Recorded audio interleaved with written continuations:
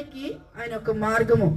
అంతేగాని యేసుక్రీస్తు వారు ఏ ఒక మతము, ఏ ఒక కులము, ఏ ఒక వర్గము, ఏ రంగో, ఏ జాతో రకరకాలుగా మానవులు తలంచవచ్చు, కానీ అది ఏది కూడా కాదనమాట.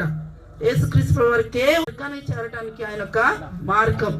కాబట్టి మీరు ఎవరైనా సరే, ఎంత పాపి అయినా సరే దేవుడు మరి ఆహ్వానిస్తున్నాడు.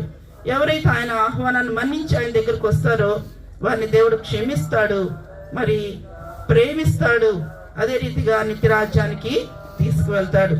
కాబట్టి మీరు ఎక్కడున్నప్పటికీ కూడా ఈ యొక్క